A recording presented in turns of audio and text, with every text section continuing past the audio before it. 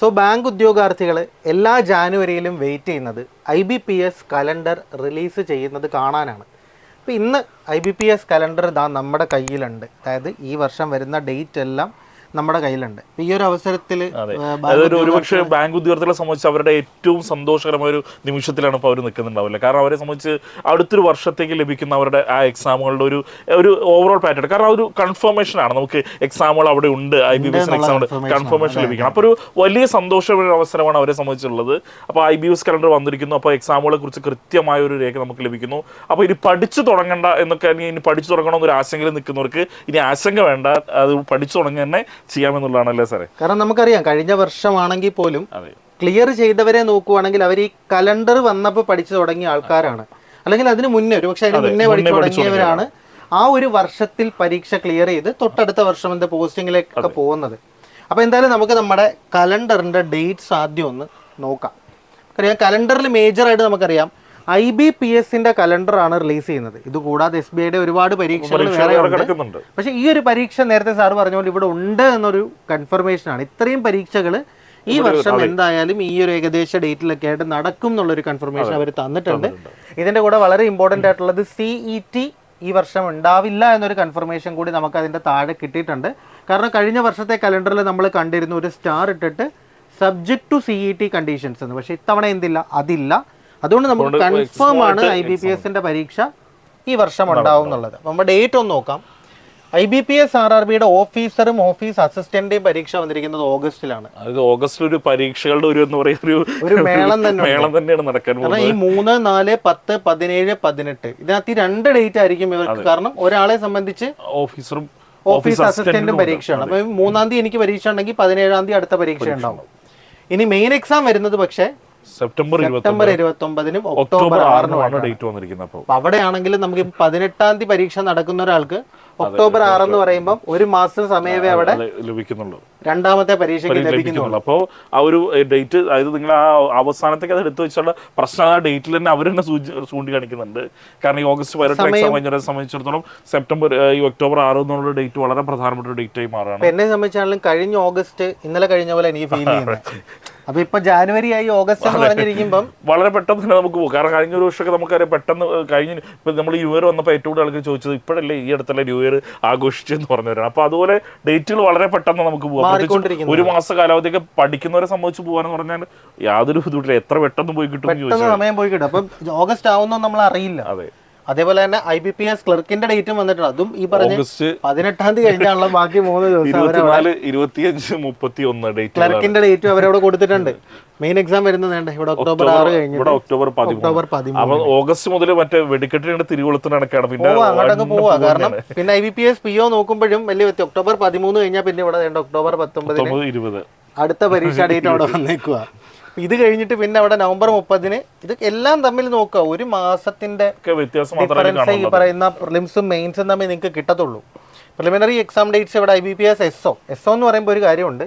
നിങ്ങൾ എഞ്ചിനീയറിംഗിൽ special stream പഠിച്ചവർക്ക്, അതായത് ഇലക്ട്രോണിക് ആൻഡ് കമ്മ്യൂണിക്കേഷൻ പഠിച്ചവർക്ക് അവിടെ, IT പഠിച്ചവർക്ക് അവിടെ. അപ്പം അങ്ങനെ സ്പെഷ്യൽ ഫീൽഡിലുള്ളവർക്കാണ് ഈ പരീക്ഷ എഴുതാൻ പറ്റുന്നത്. എന്നിരുന്നാലും നമ്മൾ അതും കൂടി അവരവിടെ, അപ്പൊ അതും കൂടി ഉള്ളവരാണെങ്കിൽ പിന്നെ എക്സാം എന്താണ് ഈ നവംബറിലൊന്നും അവസാനിക്കുന്നില്ല, ഡിസംബറിലേക്കും കൂടി അത് എക്സ്റ്റെൻഡ് ആയി കിട്ടുകയാണ്. കാരണം നവംബർ 9-ന് പ്രിലിംസും ഡിസംബർ 14-ന് ഈ പറയുന്ന മെയിൻ എക്സാമും നടക്കും എന്നാണ് പറഞ്ഞിരിക്കുന്നത്. ഇനിയിപ്പം നമ്മളൊരു ബാങ്ക് ആസ്പിറന്റ് ആണ്. ഇവിടെ ഇപ്പോൾ കുറേ ഡേറ്റ് നിങ്ങൾ കണ്ടു, ഓഗസ്റ്റ് 3 മുതൽ ഡിസംബർ 14 വരെ. ഒരു ബാങ്ക് ഉദ്യോഗാർത്ഥിയുടെ ഏകദേശം ഒരു റോഡ് മാപ്പ് നമുക്കൊന്ന് നോക്കാം. ഓക്കെ, എങ്ങനെയാണ് ഈ ഡിസംബർ? ഇത് ആഗസ്റ്റ് മുതലാണ് കേട്ടോ. ആഗസ്റ്റ് വരെയുള്ള എക്സാമുകൾ വേറെ കിടക്കുന്നുണ്ട്. അവിടെ ആഗസ്റ്റ് മുതലുള്ള ഒരു റോഡ് മാപ്പാണ് നമുക്ക് ലഭിച്ചിരിക്കുന്നത്. നമ്മൾ ജാനുവരി എന്ന് പറയണ്ടേ, ഇനി ഫെബ്രുവരി എന്ന് പറഞ്ഞാൽ മതി. ജനുവരി പറയില്ല, ദിവസം കഴിഞ്ഞു, 20-ാം തീയതി ആവുന്നു. അപ്പൊ ഫെബ്രുവരി കണക്ക് കൂട്ടിയാൽ മതി. ഓഗസ്റ്റ് 3-ാം തീയതി തൊട്ട്, അതെ ഓഗസ്റ്റ് ഫസ്റ്റ് വീക്ക് തൊട്ടേ അവിടെ പരിപാടി തുടങ്ങുകയാണ്. അപ്പം ജൂലൈ വരെ നമുക്ക് കിട്ടുള്ളൂ. ഫെബ്രുവരി, March, April, May, June, July വരെ ഇത്രയും സമയം, ഏകദേശം 200 ദിവസം പോലും ഇല്ല എന്ന് പറയാം. അപ്പം ഓഗസ്റ്റ് 3-ന് ഓഫീസ് അസിസ്റ്റന്റ് പ്രിലിംസ് എഴുതുകയാണെന്നുണ്ടെങ്കിൽ POയുടെ പ്രിലിംസുമായിട്ട് എനിക്ക് ഏകദേശം ഡിഫറൻസ് ഇതിങ്ങനെയുള്ള ചിലപ്പോൾ ഇതിന് മുന്നേ വരാം. ഇത് കഴിഞ്ഞുള്ള ഡേറ്റ് നേരത്തെ ഞാൻ പറഞ്ഞായിരുന്നു ഓഗസ്റ്റ് 17-നും 18-നും ഉണ്ട്. അപ്പം മേ ബി ഇത് ചിലപ്പോൾ എനിക്ക് അതെ 18-നായിരിക്കും എന്നൊരു ഡിഫറൻസ് ഒരു മാത്രമേ ദിവസം, ഒറ്റ ദിവസം മാത്രമേ ഉള്ളൂ അവിടെ വരുന്നുള്ളൂ. അപ്പൊ നോക്കുക, ഏകദേശം ഒരു 1.5 ആഴ്ച ഡിഫറൻസിൽ എനിക്ക് 2 പ്രിലിംസ് ആണ് നടക്കുന്നത്. ഇത് കഴിഞ്ഞ് അടുത്തത് വരുന്നത് മെയിൻസ് ഒന്നും അല്ല, പ്രിലിംസ് ആണ്. വീണ്ടും പ്രിലിംസ് ആണ്. കാരണം IBPS ക്ലർക്കിന്റെ 3 പ്രിലിംസ് ആണ് ഓഗസ്റ്റ് കിടക്കുന്നത്. ഓഗസ്റ്റ് 3 ഓഗസ്റ്റ് 31 വരെയുള്ള സമയത്ത് 3 പ്രിലിംസ് ആണ്. അത് ഒരു മാസത്തിനുള്ളിൽ 3 പ്രിലിംസ് നിങ്ങൾ എന്ത് ചെയ്യണം, എഴുതാൻ തയ്യാറെടുക്കണം. ഇതിനെല്ലാം ഒരേ സിലബസ്, അതെ, ഒരു പാറ്റേണിൽ പോലും ഇവിടെ ഇംഗ്ലീഷ് ഇല്ല എന്നൊരു കാര്യം മാത്രമേ ഈ 2 പരീക്ഷകളിൽ വരുന്നുള്ളൂ. ഇവിടെ ഇംഗ്ലീഷ് ഉണ്ട് എന്നൊരു വ്യത്യാസമേ ഉള്ളൂ. പഠിക്കുമ്പോൾ ഇംഗ്ലീഷ് കൂടി ചേർത്ത് പഠിച്ചു കഴിഞ്ഞാൽ എന്താ, അത് ക്ലർക്കിന്റെ എക്സാം കൂടി എഴുതാം, എല്ലാം എഴുതാൻ പറ്റും. ഇനി ഇത് കഴിഞ്ഞ് വരുമ്പോൾ പക്ഷേ സെപ്റ്റംബർ 29 വരുന്നത് ഈ കഴിഞ്ഞ പരീക്ഷ നിങ്ങൾ ക്ലിയർ ആവുകയാണെങ്കിൽ അതിന്റെ സെക്കൻഡ് ലെവൽ പരീക്ഷയാണ് അവിടെ വരുന്നത്. ഏകദേശം നോക്കുക, ഓഗസ്റ്റ് 3 തൊട്ട് 2 മാസം സമയം ഏറ്റവും കുറവ്. ഇനി അത് കഴിഞ്ഞ് വരുന്നത് ഒക്ടോബർ 6 ഇത് നിങ്ങൾ ക്ലിയർ ആവുകയാണെന്നുണ്ടെങ്കിൽ ഒക്ടോബർ 6 അതിന്റെ മെയിൻസ് ഉണ്ടാവും. ഇനി അത് കഴിഞ്ഞ് വീണ്ടും വരുന്നുണ്ട് ഒക്ടോബർ 13 IBPS ക്ലർക്കിന്റെ ഈ കഴിഞ്ഞ പരീക്ഷയുടെ വരുന്നുണ്ട്. അപ്പം 3 പ്രിലിംസ് കഴിഞ്ഞാൽ പിന്നെ വരുന്നത് 3 മെയിൻസാ. അപ്പൊ ഇതിലേതെങ്കിലും ഒന്ന് ക്ലിയർ ആവാനുള്ള സാധ്യത അവര് തന്നെ അവിടെ ഉണ്ടാക്കി വെച്ചിട്ടുണ്ട്. കാരണം 3 പ്രിലിംസ് അല്ലേ, അതിലൊരെണ്ണം ക്ലിയർ ആവരുതോ, മനസ്സിലാക്കി അനാലിസിസ് എടുത്തിട്ട്. അതേപോലെ 3 മെയിൻസ് ആണ് വരുന്നത്. അപ്പൊ ആ 3 മെയിൻസ് ചെയ്ത് കഴിഞ്ഞാൽ നിങ്ങൾക്ക് എന്തായി, എവിടെ ഒരിടത്ത് നിങ്ങൾക്ക് എന്താണ് ആ ഫിക്സ് ചെയ്യാൻ പറ്റുന്ന ഒരു അവസരം അവിടെ തരികയാണ്. ഈവൻ ഇത് രണ്ടും ക്ലിയർ ആയില്ല, ഈ പ്രിലിംസ് ക്ലിയർ ആയി, അങ്ങനെയാണെങ്കിൽ പോലും ഇവിടെ നിങ്ങൾക്ക് ആ മെയിൻസ് അവിടെ എഴുതാനുള്ള ചാൻസ് ഉണ്ട്. അതെ, ഇനി നിങ്ങൾ ഇതെല്ലാം കഴിഞ്ഞു, ഇവിടെ ഒന്നും ആയില്ലെങ്കിലും ഇവിടെ പിന്നെയും വരുന്നുണ്ട് IBPS PO പ്രിലിംസ് വീണ്ടും കിടക്കുന്നുണ്ട്, ഒരു പ്രിലിംസ് ഉണ്ട്. ഈ പ്രിലിംസിലെ എല്ലാം തെറ്റുകൾ ഇവിടെ തിരുത്താനുള്ള ഒരു അവസരം നിങ്ങൾക്ക് അവിടെ ഉണ്ട്. അതേപോലെ തന്നെ ഇതിന്റെ മെയിൻസ് എന്ന് വരുന്നുണ്ട് നവംബർ 11 വരുന്നുണ്ട്. ഓഗസ്റ്റ് മുതൽ നവംബർ വരെ എത്ര മാസമുണ്ട്? 4 മാസത്തിനിടയ്ക്കാണ് ഈ പറഞ്ഞ ഇത്രയും പരീക്ഷകൾ വരുന്നത്. ഇനി സ്പെഷ്യൽ കാറ്റഗറിയിലുള്ളവര്, നേരത്തെ പറഞ്ഞ നമ്മൾ നേരത്തെ പറഞ്ഞ എഞ്ചിനീയറിംഗിന്റെ സ്പെഷ്യൽ കാറ്റഗറി വരുന്നവർക്ക് നവംബർ 9 അതുപോലെ തന്നെ അതിന്റെ മെയിൻസ് ഡിസംബർ 14 അപ്പൊ അവർക്ക് അവിടം വരെ ഡിസംബർ വരെ പോകുന്നുണ്ട് അവരുടെ എക്സാമുകൾ എന്ന് പറയാം. നമുക്ക് ഇവിടെ തന്നെ ഇത്രയും പരീക്ഷകളാണ്. ഇനി ഓഗസ്റ്റ് മുതൽ വരുന്നത് IBPS മാത്രമാണ്. ഇതിനു മുന്നേ നമുക്കറിയാം SBIയുടെ പരീക്ഷ വരുന്നുണ്ട്, federal bank, south Indian bank, Karnataka bank. ഇതെല്ലാം ഇതിന് മുന്നേ വിളിക്കണം ഇനിയും, കാരണം ഇത് ഇവിടെ ഇനി അവർ പരീക്ഷ നടത്തും ഇല്ല. കാരണം ഓഗസ്റ്റ് മുതൽ പരീക്ഷ നടത്താൻ ഒരു ഗ്യാപ്പ് ഇല്ല. കാരണം ഓഗസ്റ്റ് മുതൽ എക്സാമോട് എക്സാമാണ്, നമുക്ക് ഒരു മാസം പോലും ഒന്നിന് പോലും സമയമില്ല. അപ്പൊ തീർച്ചയായിട്ടും മറ്റു എക്സാമുകൾ മുഴുവൻ ഈ ഓഗസ്റ്റിന് മുമ്പിലേക്ക് വരുന്ന രീതിയിലേക്കാണ് അത്. അപ്പൊ ഇതെല്ലാം അതിന്റെ ഇടയിൽ തന്നെ വന്നോണം. അപ്പൊ അത്രയും എന്താ പറയാ വളരെ ആയിട്ടുള്ളൊരു വർഷമാണ് ബാങ്ക് ആസ്പിറൻസിനെ സംബന്ധിച്ച് വരുന്നത്. പിന്നെ കേൾക്കുന്നത് ശരിയാണെങ്കിൽ കഴിഞ്ഞ വർഷത്തേനെക്കാട്ടിൽ ഒരു കുറച്ചുകൂടി കൂടുതൽ വേക്കൻസി അനൗൺസ് ചെയ്യുമെന്ന് പറയുന്നുണ്ട്. നമുക്ക് വേക്കൻസി വരുമ്പോഴേ അറിയാൻ പറ്റുള്ളൂ. ബട്ട് സ്റ്റിൽ 2024 എന്ന് പറയുന്നത് ഈ പറയുന്ന റിട്ടയർമെന്റും VRSും എല്ലാം എടുത്തു വന്ന് ഒരു ഇയർ ആയിട്ടാണ് അവർ കാൽക്കുലേറ്റ് ചെയ്തത്. അപ്പൊ അങ്ങനെ വരുമ്പോൾ എന്തായാലും ഒരു 50,000-ത്തിലധികം വേക്കൻസി വരും എന്നാണ് ഇപ്പൊ നമ്മൾ കണക്കാക്കുന്നത്. കാരണം കഴിഞ്ഞ വർഷം എന്തായാലും 40,000-ത്തിന് മേളിൽ വേക്കൻസി ഡിഫറൻസോടെ വരുമ്പോഴത്തേക്ക് അതെന്തായാലും മുകളിലേക്ക് തന്നെ പോകാനുള്ള ചാൻസ് ആണ് കാണുന്നത്. പിന്നെ നേരത്തെ ഇലക്ഷൻ സംബന്ധിച്ച് SBI ക്ലർക്ക് നേരത്തെ വിളിക്കും എന്ന് പറയുന്നുണ്ട്. അതേപോലെ തന്നെ യൂണിയൻ ബാങ്കിൽ 1000-ത്തിലധികം ഒഴിവുകൾ ഇപ്പൊ തന്നെ റിപ്പോർട്ട് ചെയ്യപ്പെട്ടു എന്നൊക്കെ പറയുന്നത് വെച്ച് നോക്കുവാണെങ്കിൽ കുറച്ചുകൂടെ നമ്മുടെ എക്സ്പെക്ടേഷൻ കുറച്ചുകൂടെ നമുക്ക് കൂട്ടി വെക്കാം. പക്ഷേ നമ്മൾ അത്രയും എക്സ്പെക്ട് ചെയ്തില്ലെങ്കിൽ പോലും 50,000 എന്ന് പറയുന്നത് തന്നെ എത്ര വലിയ നമ്പറാണ്. അപ്പം നമുക്ക് അതിലേക്ക് എത്താനായിട്ട് IBPS മാത്രം നോക്കുവാണെങ്കിൽ തന്നെ 5-6 മാസം കിടപ്പുണ്ട്. പക്ഷെ സംഭവം എന്താന്ന് വെച്ചാൽ 6 മാസം കൊണ്ട് പഠിച്ചാലേ പഠനം ഇപ്പോഴും നിങ്ങൾ ഇത് കലണ്ടർ വന്നിട്ട് പഠിച്ചു തുടങ്ങുന്ന ഒരു കൺസെപ്റ്റ് ആണെങ്കിൽ ശരി, ഇനി കലണ്ടർ വരാത്തതിന് വലിയ പഠിത്തം തുടങ്ങാതിരിക്കേണ്ട ആവശ്യമില്ല. കലണ്ടർ വന്നിട്ടുണ്ട്. അപ്പൊ പിന്നെ ഇനി വേണ്ടത്, ഇനി പ്രശ്നം എന്താണെന്ന് വെച്ച് കഴിഞ്ഞാൽ കലണ്ടർ വരും, കലണ്ടർ കൃത്യസമയത്ത് വരും, പക്ഷെ നമ്മൾ കൃത്യസമയത്ത് പഠിച്ചു തുടങ്ങത്തില്ല. അതാണ് ഒരു വലിയ. ഇനിയിപ്പോ ഞാൻ പഠിച്ചു തുടങ്ങാമെന്ന് വെച്ചാൽ തന്നെ അടുത്തൊരു മാസം കൂടെ പോയാൽ പിന്നെ 30 ദിവസത്തോടെ അവിടെ കുറയും. ഈ 30 ദിവസം കൊണ്ട് ചിലപ്പോൾ നമുക്കൊരു 10 ചാപ്റ്റർ വൃത്തിയായിട്ട് പഠിക്കാൻ പറ്റും. അപ്പൊ അത് നമ്മൾ ആ കൃത്യമായ സമയത്ത് തുടങ്ങാന്നുള്ള, കാരണം നമ്മളെ സംബന്ധിച്ച് അതിന്റെ ഇടയിൽ പഠിക്കാമെന്നൊന്നും വിചാരിക്കേണ്ട. കാരണം അവിടെ ഒന്നും ഇല്ല, കണ്ടില്ല, ഇവിടെ ഇങ്ങനെ പാക്ഡ് ആണ്, അവിടെ ഒന്നും ഇടയിൽ ഒന്നും നടക്കില്ല. കാരണം പരീക്ഷ ഡേറ്റ് വരും. അതെ, ഈ ഇത് കംപ്ലീറ്റ് ചെയ്തിട്ട് ഇതിനോട് പോവുക, അതിന്റെ ഇടയിൽ ആ റിവിഷനുള്ള സമയം അത് മാത്രം അതിന്റെ ഇടയിൽ കിട്ടുന്നുള്ളൂ, വേറെ ഒന്നുമില്ല. പുതുതായിട്ട് ഒന്നും പഠിക്കാൻ പറ്റില്ല. അവിടെ വെറും റിവിഷൻസിനുള്ള സമയവും പിന്നെ നമുക്ക് വരുന്ന മിസ്റ്റേക്സുകൾ തിരുത്താനുള്ള ഒരു സമയം മാത്രമേ വരുന്നുള്ളൂ, വേറെ ഒന്നും നമുക്ക് കിട്ടുന്നില്ല. അത് വലിയ കാര്യമാണ്. ഈ പരീക്ഷ എഴുതാൻ പറ്റും കേട്ടോ, ഡിഗ്രി ഉണ്ടെങ്കിൽ നിങ്ങൾക്ക് ഈ പരീക്ഷ എഴുതാൻ പറ്റും. പക്ഷെ ക്ലിയർ ചെയ്യണമെങ്കിലെ കേസാണ് ഞങ്ങൾ ഈ സംസാരിക്കുന്നത്. ഒരു 6 മാസത്തെ ഐഡിയൽ 6 മാസത്തെ പ്രിപ്പറേഷൻ നിങ്ങൾക്ക് അവിടെ വേണ്ടി വരും തീർച്ചയായിട്ടും. ഇനി കഴിഞ്ഞ വർഷത്തെ ഒരു പാറ്റേൺ നോക്കുവാണെന്നുണ്ടെങ്കിൽ ഈ 3 കാര്യങ്ങൾ ചെയ്തത് കൊണ്ട് മാത്രമാണ് ആൾക്കാർ പ്രിലിംസും മെയിൻസും ക്ലിയർ ചെയ്തത്. ചിലപ്പോൾ നമ്മൾ എന്താ പറയുന്നത്, ലക്കിന് നമ്മൾ ചിലപ്പോൾ പ്രിലിംസ് ക്ലിയർ ആവും, പക്ഷേ മെയിൻസ് ക്ലിയർ ആവില്ല. അവിടെ എന്താ പറയുക, നമ്മുടെ എഫേർട്ട് അവിടെ ഉണ്ടായിരുന്നു, ബട്ട് സ്റ്റിൽ ആ എഫേർട്ട് നമ്മൾ മെയിൻസിനോട് വേണ്ടിയിട്ട് യൂസ് ചെയ്തില്ല എന്നുള്ളതാണ് അവിടുത്തെ പ്രശ്നം. ഇനി ഇത് രണ്ടും കടന്നിട്ട് ഇന്റർവ്യൂവിൽ ക്ലിയർ ആവാത്തവരുണ്ട്. അപ്പം ഇതൊരു കംപ്ലീറ്റ് പ്രിപ്പറേഷൻ ആണിത്. പ്രിലിംസിന് വേണ്ടിയിട്ട് നമുക്ക് 6 മാസം ഒന്നും വേണ്ട, പക്ഷേ പ്രിലിംസും മെയിൻസും ഇന്റർവ്യൂ ക്ലിയർ ചെയ്താലേ ജോലി കിട്ടുമെന്നുണ്ടെങ്കിൽ തീർച്ചയായിട്ടും അത് എല്ലാത്തിനും സമയമാണ്. അത് മനസ്സിലാക്കണം. പ്രിലിംസിന് വേണ്ടി മാത്രമല്ല, അവിടെ മെയിൻസ് ഉണ്ട്, ഇന്റർവ്യൂ ഉണ്ട്, ഇതിലെല്ലാം കിട്ടുന്ന സമയം ഇത്രയേ ഉള്ളൂ. ഇതിന്റെ ഉള്ളിൽ വേണം നമുക്ക് ഇതെല്ലാം കൃത്യമായിട്ട്. കഴിഞ്ഞ ദിവസം ഫെഡറൽ ബാങ്കിലെ ഒരു കാൻഡിഡേറ്റ്, അതായത് നമ്മളെ ക്ലിയർ ആയ കാൻഡിഡേറ്റ് പറഞ്ഞൊരു കാര്യം എന്ന് പറഞ്ഞു കഴിഞ്ഞാൽ, ഇന്റർവ്യൂവിൽ അവർ സബ്ജക്ട് വൈസ് അല്ല അവർ ചോദിച്ചത്, പക്ഷെ അവർ കൂടുതലും ചോദിച്ചത് പേഴ്സണാലിറ്റി മനസ്സിലാക്കുന്ന ക്വസ്റ്റ്യൻസ് ആയിരുന്നു. പിന്നെ അത്യാവശ്യം അല്ലറ ചില്ലറ ബാങ്കിങ് നോളജും ഉണ്ടെന്നാണ് പറഞ്ഞത്. അപ്പം ഈ കാര്യങ്ങളാണ് പഠിക്കേണ്ടത്, അല്ലാതെ നമ്മൾ ഇന്റർവ്യൂവിന് വേണ്ടിയിട്ട് ഒരുപാട് പഠിച്ചില്ല. കാരണം ഇപ്പോൾ ഒട്ടുമിക്ക എനിക്ക് തോന്നുന്നു ഒരുപാട് ഇന്റർവ്യൂസ് ഒക്കെ മുഴുവൻ പേഴ്സണാലിറ്റി ബേസ്ഡ് ആയിരിക്കണം. കാരണം ഓൾറെഡി അവർക്കറിയാം ഇത് സബ്ജക്ട് പഠിച്ചു എഴുതിയിട്ടാണല്ലോ എക്സാം എഴുതി വരുന്നത്. ക്ലിയർ ചെയ്ത് വരുന്നവൻ എന്തായാലും വെറുതെ ഒരാൾ വരില്ലല്ലോ. ഒരാൾ പ്രിലിംസും മെയിൻസ് കഴിഞ്ഞ് വരികയാണെങ്കിൽ അവൻ അറിയാം ഇത് എന്താണെന്ന് കൃത്യമായിട്ട് അറിയാമെന്നറിയാം. അപ്പൊ അവരെ സംബന്ധിച്ച് ബേസിക് നോളജ് പ്രിലിംസിലും അഡ്വാൻസ്ഡ് നോളജ് മെയിൻസിലും ചെക്ക് ചെയ്യുന്നുണ്ട്. ഇന്റർവ്യൂവിൽ അവർക്ക് ആകെ കൂടെ ചെക്ക് ചെയ്യാനുള്ളത് നമ്മൾ ഇനിയും ആ ബാങ്കിൽ കയറിയാൽ അവിടെ നിൽക്കുവോ, നല്ലൊരു എംപ്ലോയി ആയിരിക്കുമോ എന്നുള്ളത് മാത്രമാണ് അവർക്ക് പിന്നെ ചെക്ക് ചെയ്യാനുള്ളത്. അപ്പൊ അതിലവര് പലതരത്തിലുള്ള സ്ട്രാറ്റജീസ് അഡോപ്റ്റ് ചെയ്യും. അപ്പൊ അതിനും കൂടി വേണ്ടിയിട്ട് എന്ത് ചെയ്യണം, നമ്മൾ പ്രിപ്പയർ ചെയ്തേ ഇരിക്കണം. അല്ലാതെ ഇന്റർവ്യൂ വരുമ്പോൾ ഞാൻ 10 ദിവസത്തെ ഇന്റർവ്യൂ എടുക്കാം എന്ന് പറഞ്ഞിട്ട് കാര്യമൊന്നുമില്ല. അവിടെ നമ്മുടെ ലാംഗ്വേജ്, ഇംഗ്ലീഷിലാണ് ഇന്റർവ്യൂ എങ്കിൽ ഇംഗ്ലീഷിൽ കാര്യം പറയാൻ അറിയണം. അതിന് ഫ്ലുവൻസി ഒന്നും വേണ്ട. നമുക്ക് കൃത്യമായിട്ട് അവിടെ ആശയം പറഞ്ഞു ഫലിപ്പിക്കാൻ സാധിച്ചാൽ മാത്രമേ. വേണമെങ്കിൽ കൈ കൊണ്ടൊക്കെ കാണിച്ചാലും പറഞ്ഞു കഴിഞ്ഞാലും ഇന്റർവ്യൂ ക്ലിയർ ആവും. കാരണം അങ്ങനെ ക്ലിയർ അവർക്ക് ബോധ്യപ്പെട്ടാൽ ഇത് ഇയാളെ കൊണ്ട് സാധിക്കുന്നുള്ള ബോധ്യപ്പെട്ടാൽ മാത്രം കോൺഫിഡൻസ് ആണത്. ഇപ്പം എന്റെ മുന്നിൽ ഇരുന്ന ഒരാൾ ആ ആള് കമ്മ്യൂണിക്കേറ്റ് ചെയ്യുന്നത് എനിക്ക് മനസ്സിലായാൽ മാത്രം മതിയാണ്. അതാണ് അവർ ഇന്റർവ്യൂ കൊണ്ട് ഉദ്ദേശിക്കുന്നത്. അപ്പം പ്രിലിംസ് ആയാലും മെയിൻസ് ആയാലും ഇന്റർവ്യൂ ആയാലും ക്ലിയർ ചെയ്യണമെങ്കിൽ syllabus covering, weakness improvement, regular mock test, ഈ 3 കാര്യങ്ങളാണ് വേണ്ടത്. ഈ റെഗുലർ മോക്ക് ടെസ്റ്റ് എന്ന് ഞാൻ ചുമ്മാ വാക്കാൽ പറയുന്നതല്ല. ഇപ്പം 6 മാസം സമയമുണ്ട്. 6 മാസം ഞാൻ ഒരു ദിവസം ഒരു മോക്ക് ടെസ്റ്റ് വെച്ചാണ്, എനിക്ക് എത്ര മോക്ക് ടെസ്റ്റ് വേണ്ടി വരും? 180 മോക്ക് ടെസ്റ്റ് ഉണ്ടെങ്കിൽ എനിക്ക് 6 മാസം കണ്ടിന്യൂസ് ആയിട്ട് മോക്ക് ടെസ്റ്റ് ചെയ്യാൻ പറ്റും. ഈ മോക്ക് ടെസ്റ്റ് എവിടെ കിട്ടും? ഫ്രീ ആയിട്ട് എങ്ങനെ കിട്ടത്തില്ല. 10-20 മോക്ക് ടെസ്റ്റ് ഒക്കെ നമുക്ക് എല്ലായിടത്തും കൂടി തപ്പിയെടുത്തിട്ട് എല്ലാം കൂടി കൂട്ടിയിട്ട് വരുന്നത് ഒരിടത്തുനിന്ന് കിട്ടില്ല, പലയിടത്തും പല സോഴ്സിൽ എടുത്തിട്ട് നമുക്ക് ചെയ്യാം. അതേപോലെ തന്നെ വീക്ക്നെസ് ഇംപ്രൂവ്മെന്റ് നമ്മൾ എങ്ങനെ ചെയ്യും? ഇതൊക്കെ സെൽഫ് സ്റ്റഡി ചെയ്യാമോ എന്ന് ചോദിക്കുന്നതിന് പറ്റില്ല എന്നുള്ളതിന്റെ കുറച്ച് ഉത്തരങ്ങളാണ്. അത് വീക്ക്നെസ് നമുക്ക് മനസ്സിലാക്കണമെങ്കിൽ നമ്മൾ എന്തെങ്കിലും ചെയ്ത് നോക്കിയാൽ നമുക്ക് വീക്ക്നെസ്. ഇപ്പൊ എനിക്ക് ഓടാൻ ശേഷിയുണ്ടോ ഇല്ലയോ എന്ന് എനിക്കറിയാം. ഞാൻ ആദ്യം ഓടി നോക്കണം. ഓടാതെ അവരൊരു കസേരയിൽ ഇരുന്നുകൊണ്ട് എനിക്ക് ഓടാൻ കഴിവുണ്ടെന്ന് വിശ്വസിച്ചിരുന്നിട്ട് കാര്യമില്ലല്ലോ. അതാണ് പലരും ചെയ്യുക. പലരും എന്താ പറഞ്ഞാൽ എക്സാം എടുക്കുമ്പോഴേക്കും ഇത് എന്നെ കൊണ്ട് ഒറ്റയ്ക്ക് സാധിക്കുന്നതാണ്, ഇത് ഞാൻ ചെയ്തോളാം. പക്ഷെ എപ്പോഴാണ് മനസ്സിലാവുക?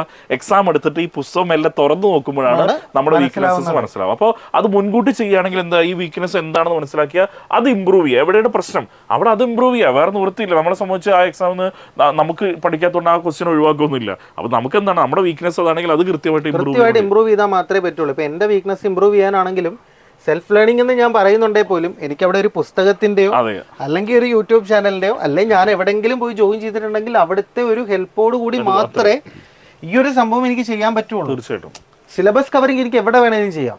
സിലബസ് എനിക്ക് എവിടെ നിന്ന് വേണമെങ്കിലും പഠിക്കാം. വീക്ക്നെസ് ഇംപ്രൂവ്മെന്റ് എന്ന് പറയുന്നത് ഇപ്പം ഇംഗ്ലീഷിലും മാത്സിലും ഞാൻ സ്കോർ ചെയ്തു, റീസണിംഗ് സ്കോർ ചെയ്തില്ലെങ്കിൽ ഞാൻ പോയി. അപ്പൊ അവിടെ 3 ഏരിയയിലും നമ്മൾ ഏകദേശം ഒരേ രീതിയിൽ, അല്ലെങ്കിൽ പിന്നെ ചെയ്യേണ്ട എന്തുവാ, ക്ലിയർ ആവാനുള്ള മാർക്ക് റീസണിംഗ് മേടിച്ചിട്ട് മറ്റേത് രണ്ടിലും ഞാൻ മുഴുവൻ മേടിക്കണം. അത് അത്രയും കഷ്ടപ്പെടേണ്ട ആവശ്യമില്ല നമുക്ക് ആ ഒരു മിനിമൽ സ്കോർ എല്ലാത്തിലും എത്താൻ വേണ്ടിയിട്ട്. അപ്പം അങ്ങനെയുള്ള രീതിയിലേക്കുള്ള പ്രിപ്പറേഷനാണ് നമുക്ക് അവിടെ വേണ്ടി വരുന്നത്. ഇനി നമുക്ക് എൻട്രിയുടെ ഒരു മെട്രിക്സ് നോക്കാം. എൻട്രിയുടെ മെട്രിക്സ് 150 സക്സസ് സ്റ്റോറീസ് ആണ് നമുക്ക് 2023 വന്നത്. അതായത് എൻട്രിയുടെ പെയ്ഡ് സബ്സ്ക്രിപ്ഷനിലും അല്ലാണ്ടും പഠിച്ചവർ ഈ 150 പേരോളം ഈ വർഷം തന്നെ ബാങ്ക് പരീക്ഷകൾ ക്ലിയർ ചെയ്തിട്ടുണ്ട്. അത് കഴിഞ്ഞ വർഷം ജോയിൻ ചെയ്തവരുണ്ട്, ഈ വർഷം ജോയിൻ ചെയ്തവരുണ്ട്, 2 മാസത്തിന് മുന്നേ ജോയിൻ ചെയ്തവരുണ്ട്. അപ്പോൾ ഈ 2 മാസത്തിന് മുന്നേ ജോയിൻ ചെയ്തവർ ക്ലിയർ ആയി എന്ന് ഞാൻ കോൺഫിഡൻസോടെ പറയില്ല. കാരണം അത് മിറാക്കിളാണ്. അവർ പഠിച്ചതിൽ നിന്ന് മാത്രം ചോദ്യം വന്നതുകൊണ്ടാണ് അവർക്ക് ക്ലിയർ ആവാൻ പറ്റിയത്. പിന്നെ അവരുടെ സമയത്തിന്റെ. പക്ഷെ ലക്ക് ഫാക്ടർ ഒക്കെ എന്ന് പറഞ്ഞാല് ഒരു 1 in 100-ലാണ് അവർ സംഭവിക്കുന്നത്. അപ്പം ബാക്കിയുള്ള 99 ആൾക്കാരും എന്ത് ചെയ്യാം, ഒരുപക്ഷെ നല്ലോണം പഠിച്ചിട്ടുണ്ടാവാൻ 2 മാസം. പക്ഷെ അവര് പഠിച്ചതിൽ നിന്നായിരിക്കില്ല അവിടെ പരീക്ഷയ്ക്ക് ചോദ്യം വന്നത്. എന്ത് തന്നെയായാലും ഐഡിയലി നമ്മളൊരു 6 മാസം അല്ലെങ്കിൽ ഒരു വർഷം പ്രിപ്പറേഷൻ ഉണ്ടെന്നുണ്ടെങ്കിൽ ഈ പരീക്ഷ ഈസി ആയിട്ട് ക്ലിയർ ചെയ്യാവുന്നതേ ഉള്ളൂ. കാരണം പണ്ടത്തെ ഒരു കേസാണെങ്കിൽ നമുക്കറിയാം നോർത്തിലുള്ളവർക്ക് ഒരുപാട് സാധ്യതകളുണ്ട്. പക്ഷെ ഇപ്പം നോർത്തിലും സൗത്തിലും ഉള്ളവർക്കെല്ലാം ഒരേ സാധ്യതകളിലേക്കാണ് വന്നിരിക്കുന്നത്. കാരണം പഠനത്തിന് ആവശ്യമായിട്ടുള്ള മെറ്റീരിയൽസ് മുതൽ കോച്ചിങ് സെറ്റപ്പ് വരെ ഏകദേശം ഒരേ രീതിയിൽ തന്നെയാണ്. പിന്നെ പഠിക്കുന്നവരുടെ മെന്റാലിറ്റിയിൽ മാത്രമാണ് ഈ പറഞ്ഞ മാറ്റം വരുന്നത്. അപ്പോൾ തീർച്ചയായിട്ടും ഇത്ര ഈ സക്സസ് സ്റ്റോറീസ് പറഞ്ഞാൽ ഇവരൊക്കെ ഒരുപാട് ബാങ്കുകളിലേക്കില്ല സാറേ, 1-2 ബാങ്കുകളിൽ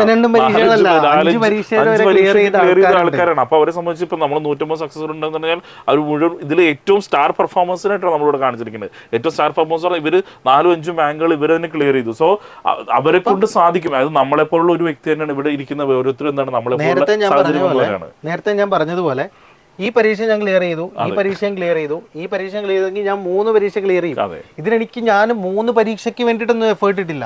ഞാൻ ഈ ഒരു പരീക്ഷയ്ക്ക് വേണ്ടി മാത്രമേ എഫേർട്ട് ഇട്ടുള്ളൂ. ഇതിന്റെ റിസൾട്ടാണ്. പിന്നെ എനിക്ക് ചൂസ് ചെയ്യാൻ ഞാൻ ഏത് ബാങ്കിൽ പോകണം. അപ്പൊ അത്തരത്തിലേക്കുള്ള ലെവലിലേക്ക് വരെ എത്തിയ കാൻഡിഡേറ്റ്സ് ഇവിടെ ഉണ്ട്. ഇനി നമ്മുടെ എൻട്രി ഗോൾഡ്, അതായത് ഇപ്പോൾ കോച്ചിങ്ങിനെ പറ്റി പറയുന്ന കേസിൽ ഞാൻ പറഞ്ഞായിരുന്നു, നമുക്കൊരു ഫ്രണ്ട്, കോച്ചിങ് എന്ന് പറയണ്ടല്ലോ, ഫ്രണ്ട് നമുക്കുണ്ടെങ്കിൽ നമുക്ക് എന്ത് ചെയ്യാം, ഈസി ആയിട്ട് പരീക്ഷയ്ക്ക് പ്രിപ്പയർ ചെയ്യാൻ പറ്റും.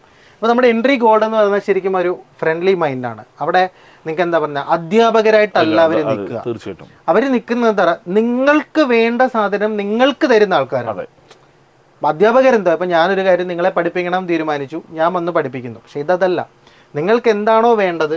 ഇപ്പം നിങ്ങൾക്ക് ഒരു ക്വസ്റ്റ്യൻ്റെ ഡൗട്ട് വേണം എന്നുണ്ടെങ്കിൽ അവിടെ ക്ലിയർ ചെയ്യാനാണ് മെന്റർഷിപ്പ് അസിസ്റ്റൻസ് എന്ന് പറയുന്ന ഒരു സംഭവം അവിടെ വെച്ചിട്ടുള്ളത്. പ്ലസ് ഈ പറഞ്ഞ ഞാൻ നേരത്തെ പറഞ്ഞു, ഇത് മസ്റ്റ് അല്ലേ, സിലബസ് എന്തായാലും കവർ ചെയ്യണല്ലോ നമുക്ക്. ഈ സാധനം മസ്റ്റ് അല്ലേ. കാരണം 99% പേരും ക്ലിയർ ആയത് നമ്മളെപ്പോഴും പറയും നമ്മുടെ വീക്ക്നെസ് ഏറ്റവും നന്നായിട്ട് അറിയാനൊക്കെ നമ്മുടെ ഫ്രണ്ട്സിനല്ലേ നമ്മുടെ വീക്ക്നെസ് ഏറ്റവും നന്നറിയാം. അപ്പോൾ ഇതൊരു ഫ്രണ്ട്ലി മാനറിലാകുമ്പോൾ വളരെ പെട്ടെന്ന് ഒരാൾക്ക് മനസ്സിലാക്കുമ്പോഴും നിങ്ങളുടെ വീക്ക്നെസ് എന്താണെന്ന് കൃത്യമായ ഒരു മെന്റർഷിപ്പ് അവർ കൃത്യമായി പറയും, ഇവിടെയാണ് വീക്ക് പോയിട്ട്, അപ്പോൾ ഇവിടെ നമ്മൾ അത് ചെയ്യണം. അതൊരു വേറൊരു രസം എന്താണെന്നറിയാമോ, നമ്മുടെ എൻട്രിയിലെ മെന്റേഴ്സ് എന്ന് പറയുന്നത് എക്സാം പ്രിപ്പയർ ചെയ്തുകൊണ്ടിരിക്കുന്നവർ തന്നെ. കഴിഞ്ഞ വർഷം നമ്മുടെ ഉള്ള പല മെന്റേഴ്സും ബാങ്കിൽ അപ്പോൾ പ്രിലിംസും മെയിൻസും ഒക്കെ ക്ലിയർ ചെയ്ത് ഉടനെ തന്നെ പരീക്ഷ കിട്ടും എന്നുള്ളവരാണ് ഈ മെന്റേഴ്സ്. അവരിങ്ങനെ മാറി മാറി വന്നുകൊണ്ടിരിക്കും. പക്ഷേ അവർ ക്ലിയർ ചെയ്ത സ്ട്രാറ്റജി ഒരിക്കലും മാറില്ല. കാരണം ആ ക്ലിയർ ചെയ്ത സ്ട്രാറ്റജിയാണ് നമ്മൾ അവർ അഡോപ്റ്റ് ചെയ്യുന്നത്. അപ്പം അവിടെ ഒരു അഡ്വാൻസ് ട്രെയിനിങ് എന്ന് പറഞ്ഞാൽ നമുക്കറിയാം, പ്രിലിംസ് മാത്രം ക്ലിയർ ആയിട്ട് കാര്യമില്ല, മെയിൻസ് ക്ലിയർ ആവണം. പിന്നെ അതേപോലെ തന്നെ ഇന്റർവ്യൂ ട്രെയിനിങ് എന്നൊക്കെ പറഞ്ഞാൽ നിങ്ങൾക്ക് എവിടെയെങ്കിലും പോയി കഴിഞ്ഞാൽ അത് ഫ്രീ ഓഫ് കോസ്റ്റ് കിട്ടില്ല. പക്ഷെ ഒരു കോഴ്സ് എടുത്തു കഴിഞ്ഞാൽ അതിന്റെ കൂടെ നിങ്ങൾക്ക് ഒരു പൈസയും അടയ്ക്കാതെ ഇന്റർവ്യൂ ട്രെയിനിങ് കിട്ടില്ല. ചിലപ്പോൾ ട്രെയിനിങ് മാത്രമേ വല്ലതും കിട്ടുമായിരിക്കും, പക്ഷെ മോക്ക് ഇന്റർവ്യൂ കിട്ടില്ല. കാരണം എല്ലാവരും അത് തന്നെ വേറെ കോഴ്സായിട്ട് ഇറക്കുന്നവരുണ്ട്. ഇന്റർവ്യൂ കോഴ്സസ് വേറെ കോഴ്സസ് ആയിട്ട് ചെയ്യുന്നവരാണ്. അപ്പൊ അത് മോക്ക് ഇന്റർവ്യൂ, കാരണം ആ ഒരു ഒറിജിനൽ ബാങ്കിന്റെ സെറ്റപ്പിൽ ഇന്റർവ്യൂ കണ്ടക്ട് ചെയ്തുള്ള എക്സ്പീരിയൻസ്, ഇതെല്ലാം നമ്മുടെ എൻട്രി ഗോൾഡ് എന്ന് പറയുന്ന ഒറ്റ സബ്സ്ക്രിപ്ഷനിൽ കൂടെ കിട്ടുന്ന കേസാണ്. പിന്നെ ഡൗട്ട് ക്ലിയറൻസും ഇത് രണ്ടും ഏകദേശം പറഞ്ഞു, ഇതെല്ലാം ഏകദേശം ഒരേ വള്ളത്തി നിൽക്കുന്ന കേസാണ്. വീക്ക്നസ് ഇംപ്രൂവ്മെന്റ്, ഡൗട്ട് ക്ലിയറൻസ് എന്നൊക്കെ പറഞ്ഞാൽ ഇത് രണ്ടും അങ്ങോട്ടും ഇങ്ങോട്ടും സിമിലർ ആണ്. അതിനെ ഒരേ കാര്യത്തിന് രണ്ടും വിളിക്കാം. ഡൗട്ട് ക്ലിയറൻസ് ചിലപ്പം സബ്ജക്റ്റിലായിരിക്കും.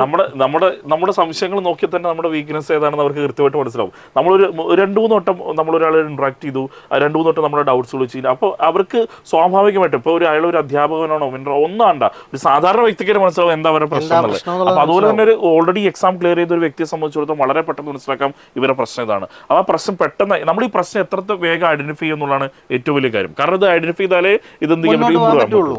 അതാണ് അപ്പൊ അത്തരത്തിലുള്ള ഒരു കംപ്ലീറ്റ് മൊഡ്യൂളാണ് എൻട്രിയുടെ ബാങ്കിങ് കോഴ്സ് എന്ന് പറയുന്നത്.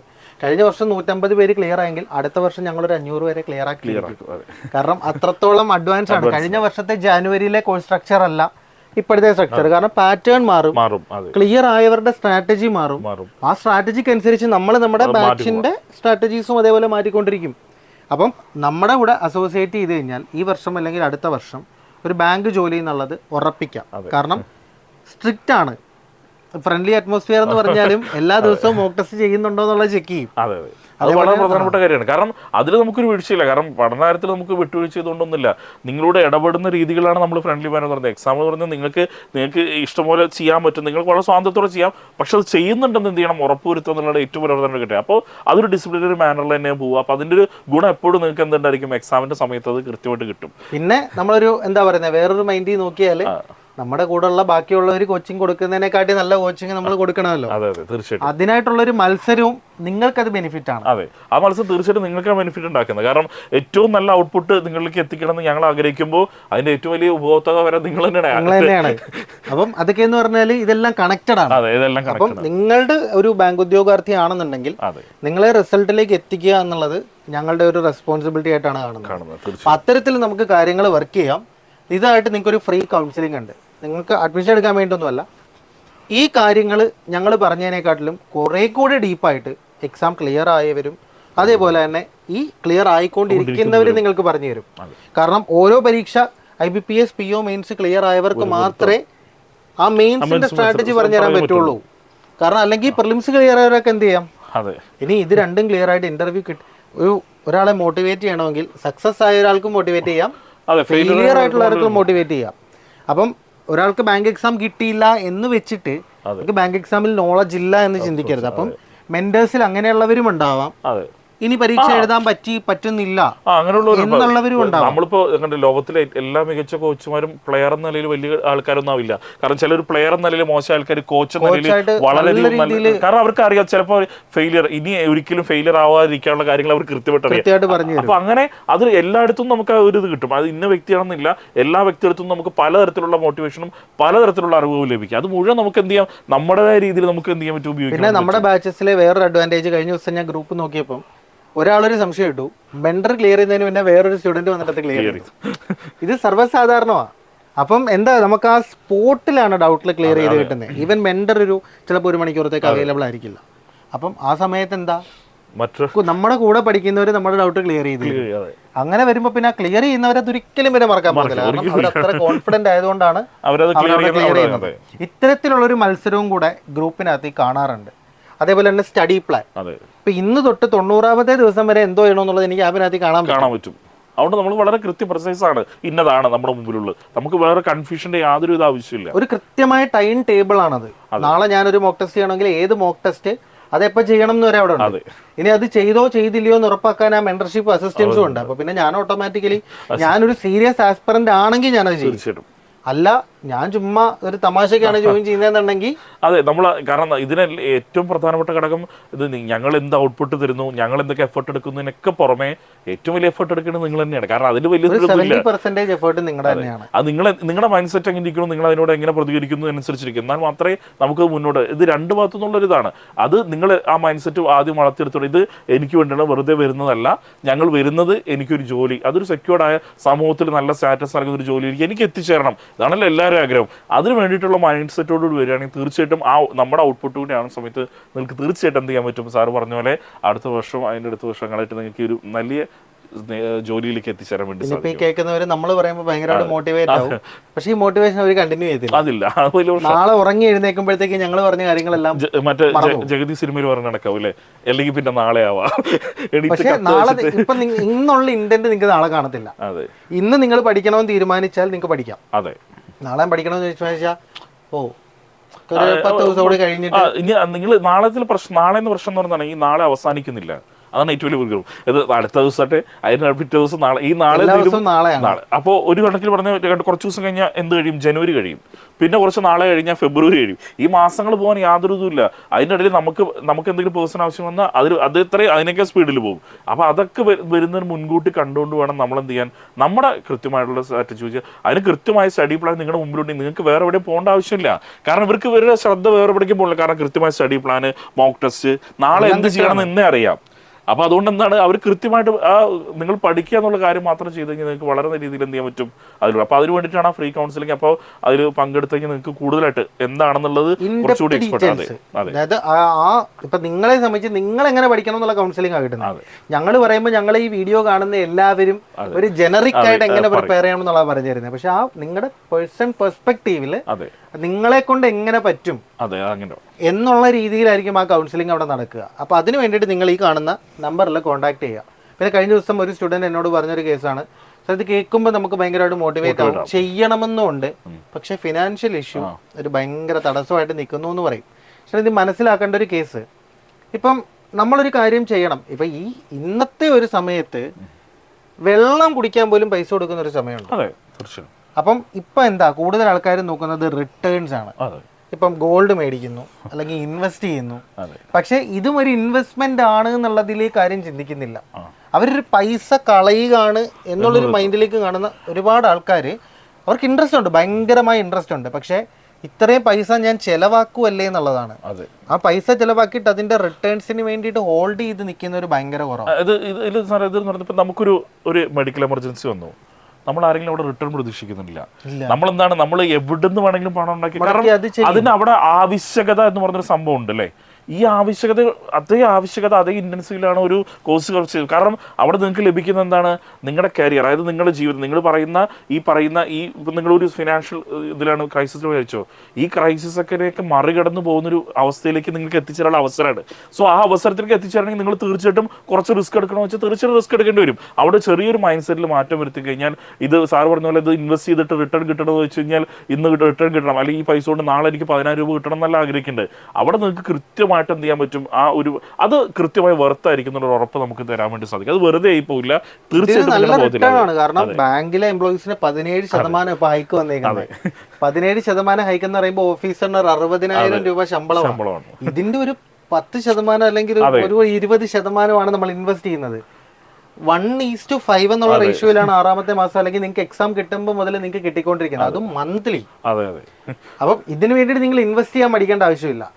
ഞാൻ നേരത്തെ പറഞ്ഞോട്ട് സീരിയസ് ആണെങ്കിൽ മാത്രം ഇൻവെസ്റ്റ് ചെയ്യാം, അല്ല ഇതൊന്ന് ചുമ്മാ ചെയ്ത് നോക്കാം എന്നുള്ളതല്ല.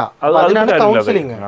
നിങ്ങളെ കൊണ്ട് പറ്റുമോ ഇല്ലയോ എന്ന് മനസ്സിലാക്കാൻ വേണ്ടിയിട്ടാണ് കൗൺസിലിംഗ്. അപ്പം നിങ്ങളെ കൊണ്ട് പറ്റും എന്നുണ്ടെങ്കിൽ നിങ്ങൾക്ക് ധൈര്യമായിട്ട് എന്ത് ചെയ്യാം, ഈ പറഞ്ഞ രീതിയിൽ ഇൻവെസ്റ്റ് ചെയ്യാം. ഞങ്ങൾക്ക് കോൺഫിഡൻസ് കഴിഞ്ഞ വർഷം ഇത്രയും പേര് ക്ലിയർ ആയതുകൊണ്ട് ഇനി വരുന്നവരെയും ഞങ്ങൾ ക്ലിയർ ആക്കും എന്നുള്ളത് ഞങ്ങളുടെ കോൺഫിഡൻസ് ആണ്.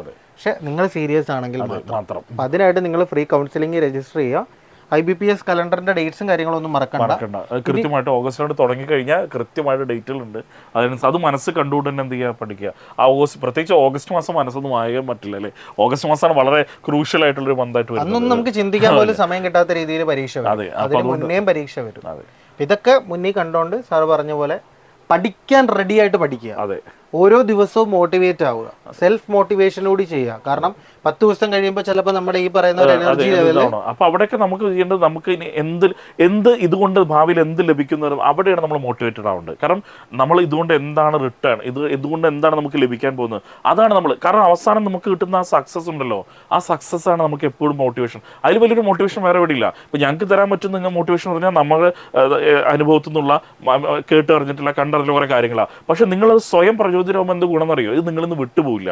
എപ്പോഴും നിങ്ങളുടെ മോട്ടിവേഷൻ നിങ്ങളുടെ കൂടെ തന്നെയാണ്. അപ്പൊ അത് വലിയൊരു ഘടകമാണ്. അപ്പൊ ആ മോട്ടിവേഷൻ എപ്പോഴും മനസ്സിൽ വെച്ചിട്ട് തന്നെ പഠിച്ചു തുടങ്ങുക. വേറൊരു കാര്യം ഞാൻ കണ്ടത്, കഴിഞ്ഞ ദിവസം ഒരു സ്റ്റുഡന്റ് വന്നിട്ടുണ്ടായിരുന്നു, ക്ലിയർ ആയിട്ട് സ്റ്റുഡന്റ് വന്നപ്പം ആ സ്റ്റുഡന്റിനെക്കാട്ടിലും കൂടുതൽ സന്തോഷം അവരുടെ പേരൻസിനായിരുന്നു. തീർച്ചയായിട്ടും. അപ്പം നിങ്ങളുടെ പേരൻസും ഈ പറഞ്ഞോട്ടെ ഒരു ബാങ്ക് ഉദ്യോഗസ്ഥനാവുക അല്ലെങ്കിൽ ബാങ്ക് ഉദ്യോഗസ്ഥയാവുക എന്ന് പറയുന്നതിലൂടെ നിങ്ങൾ നേടുന്നത് ആ ഒരു സോഷ്യൽ സ്റ്റാറ്റസ്, ഒരു ഫാമിലിയുടെ തന്നെ ഒരു സ്റ്റാറ്റസ് മാറുന്ന തരത്തിലേക്കുള്ള ഒരു റോളിലേക്കാണ് പോകുന്നത്. പിന്നെ നിങ്ങൾ എന്തെങ്കിലും ഫ്രോഡ് കാണിച്ചാൽ മാത്രമേ അവരുടെ ജോലി പോകുള്ളൂ. അതല്ലെങ്കിൽ നിങ്ങൾക്ക് സെക്യൂർഡ് ആയ ഒരു ജോലിയാണ്. നമ്മൾ വിചാരിക്കുമ്പോൾ റിട്ടയർമെന്റ് ഒരു മിനിമൽ സർവീസ് അവർ പറയുന്നുണ്ട്, അതെടുത്തു കഴിഞ്ഞാൽ നമ്മൾ വിചാരിക്കുമ്പോൾ നമുക്ക് VRS എടുക്കാനും, VRS എടുത്താൽ തന്നെ എന്തുമാത്രം പൈസയാണ് കിട്ടുന്നത്. ഓരോരുത്തർ അത് കഴിഞ്ഞ് ബിസിനസ് തുടങ്ങുന്നു, ചിലർ MBA കോളേജിൽ പ്രൊഫസേഴ്സ് ആയിട്ട് പോകുന്നു. മേ ബി പഠിച്ചത് മലയാളമായിരിക്കും, മലയാളം ഡിഗ്രി പഠിച്ചു, ബാങ്ക് ജോലി കയറി, മിനിമം സർവീസ് പാഷൻ പുറത്ത്, പിന്നെ അധ്യാപകനാണെങ്കിൽ അവിടേക്ക് പോകുന്ന പ്രൊഫസർ, ഫിനാൻസ് പ്രൊഫസർ, മലയാളം പഠിച്ച ഒരാൾ എങ്ങനെ ഫിനാൻസ് പ്രൊഫസർ ആവും, അത് MBA കോളേജിൽ. അപ്പൊ അത്രയും ക്വാളിഫൈഡ് കൂടെ ആവുകയാണ്, അത്രയും ആ ഒരു കരിയറിൽ അവർ അത്രയും ക്വാളിഫൈയിങ് നേച്ചർ കൂടി അവിടെ കിട്ടുകയാണ്. ഒരു റിട്ടയർമെന്റ് ലൈഫ് എന്ന് പറയുന്ന ഒരു ബാങ്ക് എംപ്ലോയിയെ സംബന്ധിച്ച് വളരെ സേഫ് ആയിട്ട് ആരോഗ്യം ഉണ്ടെങ്കിൽ വളരെ സമാധാനമായിട്ട് ഇഷ്ടപ്പെട്ട കാര്യങ്ങൾ ചെയ്ത് പോകാൻ പറ്റുന്നതാണ്. അപ്പം ആ തരത്തിലേക്ക് നമ്മുടെ ചൈൽഡ്, അതായത് നമ്മുടെ കുട്ടിക്ക് പഠിക്കാൻ ആവശ്യമായിട്ടുള്ള അലവൻസ് വരെ RBIയിലൊക്കെ കിട്ടുന്നെങ്കിൽ ഒന്നും നോക്കണ്ട. അവിടെ നമുക്ക് എന്താ പറയുന്നത്, സ്പെക്ടക്കിൾ അലവൻസ് എന്നും പറഞ്ഞു വരെ അവിടെ അലവൻസ് ആണ്. അപ്പം ഇത്രയധികം അലവൻസ് തരുമ്പം അതൊരു ചെറിയ ഇൻവെസ്റ്റ്മെന്റ് ആയിട്ട് കാണാതെ തീരുമാനം പെട്ടെന്ന് എടുക്കുക, പഠിക്കുക, പെട്ടെന്ന് തന്നെ ഈ വർഷം തന്നെ ജോലിയിലേക്ക് കയറുക. നിങ്ങൾ എത്രത്തോളം നേരത്തെ പഠിക്കുന്നു കിട്ടാനുള്ള ചാൻസും അത്രയും നേരത്തെ. അതാണ് കാരണം നിങ്ങൾക്ക് പറഞ്ഞാൽ നിങ്ങൾക്ക് കംഫർട്ടായിട്ട് ഫിനിഷ് ചെയ്യാൻ പറ്റും. നിങ്ങൾ നേരത്തെ നടന്നു തുടങ്ങിയ വർഷം കംഫർട്ട്. മറ്റ് ഹറിബറിയിലാവുമ്പോൾ എന്താണ്, ഓടുന്ന സമയത്ത് നമുക്ക് ആവശ്യമുള്ളത് എടുക്കാൻ മറക്കും, ഒന്നും കിട്ടില്ല കൃത്യമായിട്ട്. ഇത് നിങ്ങൾക്ക് എന്താ വളരെ ശാന്തമായിട്ട് ഓരോ ദിവസം കൃത്യമായ സ്റ്റഡി പ്ലാൻ വെച്ച് പഠിച്ചു പോയി കഴിഞ്ഞാൽ നിങ്ങൾക്ക് അപ്പോൾ അവർ സംശയം ഇതൊക്കെ ഇപ്പോൾ ഇത്ര ദിവസം കൊണ്ട് സാധിക്കുമോ, ഇതിപ്പോൾ 6 മാസം കൊണ്ട് സാധിക്കും, എനിക്ക് 3 മാസം കൊണ്ട് സാധിക്കില്ലെന്ന് തോന്നാം. പക്ഷേ ആ രണ്ടിനും തമ്മിൽ കൃത്യമായ വ്യത്യാസമുണ്ട്. അത് ഇപ്പോൾ നിങ്ങൾ ആ ഒരു കൗൺസിലിംഗ് പങ്കെടുത്ത് അതിൽ ഓൾറെഡി വരുന്നവരോട് ചോദിച്ചാൽ നിങ്ങൾക്ക് കൃത്യമായി മനസ്സിലാക്കാൻ പറ്റും എന്താണ് ഈ നേരത്തെ തുടങ്ങുന്നതിൻ്റെയൊക്കെ ഒരു ഗുണം എന്നുള്ളത്. അപ്പോൾ അത് വളരെ പ്രധാനപ്പെട്ട. അപ്പോൾ അതുകൊണ്ട് തീരുമാനങ്ങൾ എടുക്കാൻ വൈകരുത്. ആ തീരുമാനങ്ങൾ എന്താണ്, സാർ നേരത്തെ പറഞ്ഞ പോലെ നിങ്ങളുടെ സീരിയസ് ആയുള്ള തീരുമാനങ്ങളാവണം. ആ തീരുമാനങ്ങൾ ഇൻവെസ്റ്റ് ചെയ്യാൻ നിങ്ങൾ എന്ത് ചെയ്യേണ്ട, ഒരിക്കലും മടിക്കുകയും വേണ്ട എന്നുള്ളതാണ്. അപ്പോൾ അത്രയും കാര്യങ്ങളാണ് ഞങ്ങൾക്ക് പറയാനുള്ളത്. കലണ്ടറിൻ്റെ കാര്യം മറക്കണ്ട. കലണ്ടർ നിങ്ങൾക്ക് ഡിസ്ക്രിപ്ഷനിൽ നിന്ന് ഡൗൺലോഡ് ചെയ്യാം. അതേപോലെ തന്നെ കൗൺസിലിങ്ങിന് വേണ്ടിയിട്ട് നിങ്ങൾക്ക് അങ്ങോട്ട് വിളിക്കാൻ പ്രയാസമാണെന്നുണ്ടെങ്കിൽ താഴെ ഒന്ന് രജിസ്റ്റർ ചെയ്താൽ മതി, ഞങ്ങൾ നിങ്ങളെ അങ്ങോട്ട് വിളിച്ചോളാം. അപ്പം അത് പക്ഷേ എന്താ പറയുന്നത്, ഫസ്റ്റ് കം ഫസ്റ്റ് സർവ് ബേസിസിലായിരിക്കും. കുറച്ച് ടൈം എടുത്തുള്ള കൗൺസിലിംഗ് ആണ്. അപ്പോൾ അത് കാരണം എപ്പോഴും കോൾ ലഭിക്കണം എന്നില്ല. ആദ്യം രജിസ്റ്റർ ചെയ്യുന്ന ആൾക്ക് ആദ്യം കോൾ എന്നുള്ള ലെവലിലേക്കായിരിക്കും പ്രയോറിറ്റൈസ് ചെയ്ത് പോവുക. അപ്പോൾ അതിന് വേണ്ടിയിട്ട് ഇപ്പോൾ തന്നെ രജിസ്റ്റർ ചെയ്യുക. കാരണം നല്ലൊരു അവസരങ്ങളാണ് മുന്നിൽ കിടക്കുന്നത്. നേരത്തെ കൂട്ടി തന്നെ പ്രിപ്പറേഷനും പ്ലാനിങ്ങും എക്സിക്യൂഷനും എല്ലാം ചെയ്യുക.